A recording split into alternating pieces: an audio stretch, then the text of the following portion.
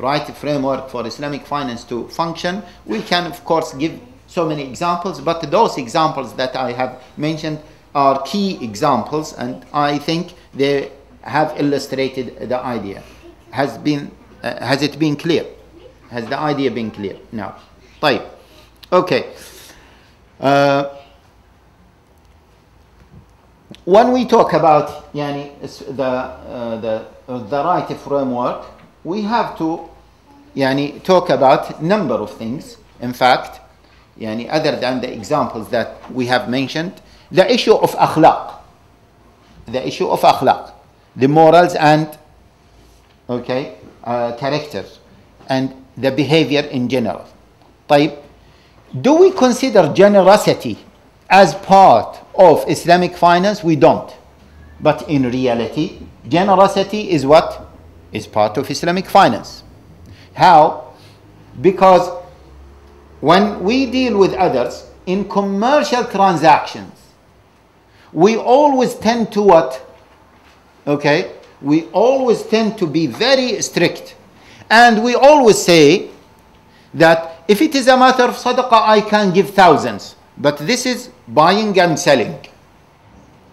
صح? This is a trading. So I have to take my right exactly. I'm giving him his right exactly. And I have to take my right exactly. And we forgot that the Prophet ﷺ said, what? رحم الله امرأ سمحا إذا باع سمحا إذا اشترى. Oh Allah forgive, may the mercy of Allah Jalla wa Ala be upon what? Upon a person. Samh. Samh means what? Means soft, gentle, smooth, easy. Yeah? When he buys or when he what? Sells. What does that mean? You told me that this machine is brand new. And I found a small scratch here. Haqq is haqq. I want justice. Okay? Wallahi ya akhi, it is a new machine. Maybe someone opened it and had the scratch. No. Just return it. I don't want it. Yeah? Some people, and because on the fatwa line, I face questions like this. A lot. Is it my right? Ya akhi, are you just asking about your right? Why don't we be generous? The generosity, sakha al-nafs, to be generous in the way you deal with everything around you, is something that Islam recommends highly. And even in commercial transactions. Wallah, he cheated me. He sold me this, for £2, and there it is £1.69. Yeah? Especially sometimes with sisters, because they put so much attention on these things. Yeah, he cheated you. Okay, may Allah forgive him. La. And sometimes we say, Hasbi Allah wa ni'mal wakil. You are what? Putting Allah against him. What? For what? How many? 39p? Why? Because there is no generosity. And always we have the excuse that, listen, in terms of buying and selling, we have to do it properly. No, this is part of doing it properly. Why? Because we don't have the right framework integrated into what? Into our daily life and everything in our life.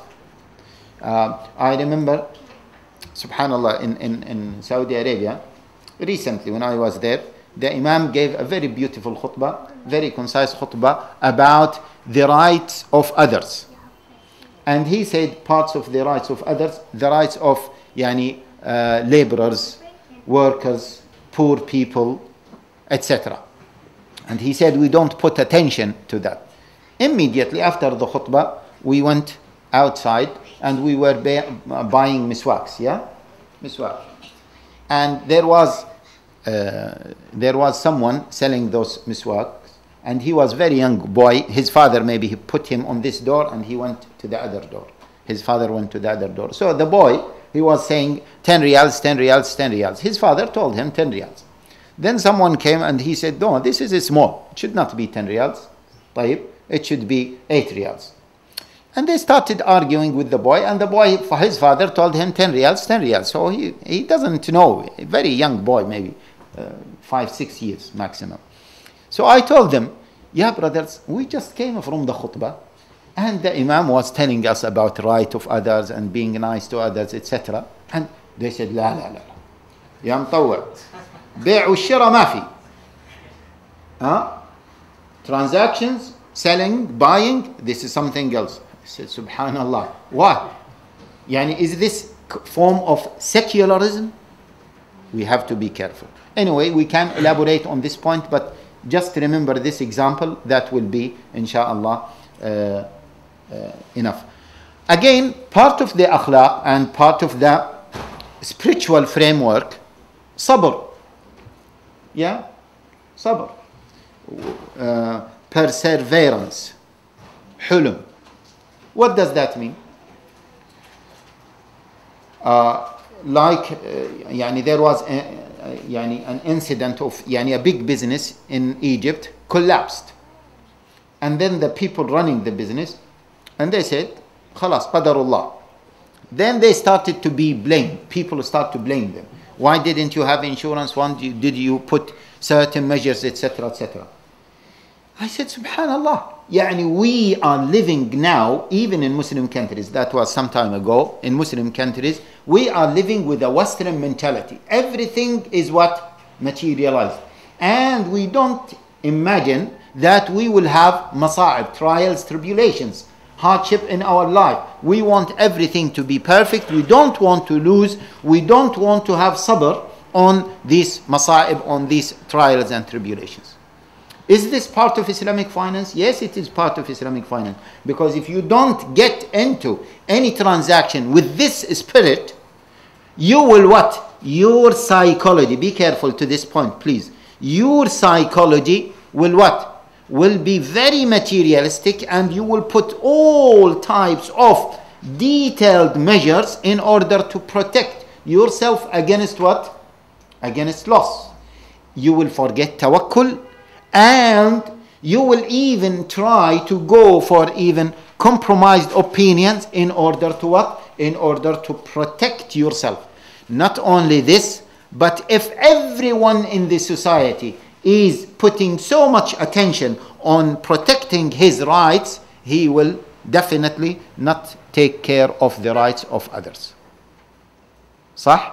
Because he will be so selfish and he will be looking for his rights first. Agree? طيب.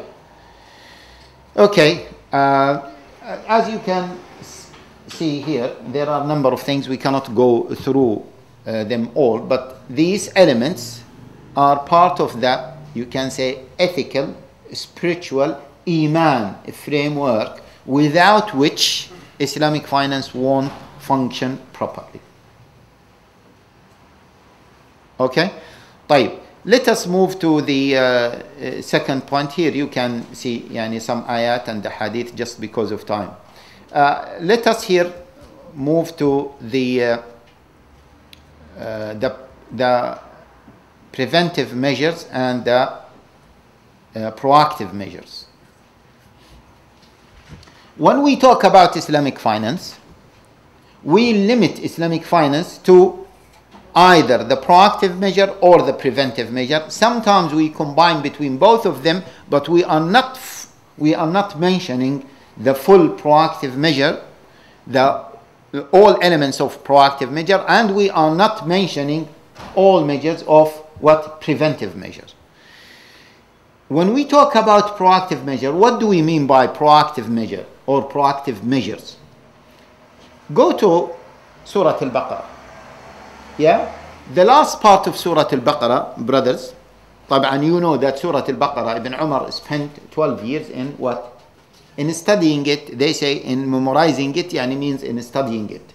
And as they say, Ibn Arabi and others, they say the principles of Sharia, of Islam in general, most of them are mentioned in Surah Al-Baqarah. مثلا the social system, the matrimonial system, the marriage system is mentioned almost in detail in Surah Al-Baqarah. طيب, the part of the political system is also mentioned in Surah Al-Baqarah. The economical system is mentioned in Surah Al-Baqarah. The last part of Surah Al-Baqarah is focused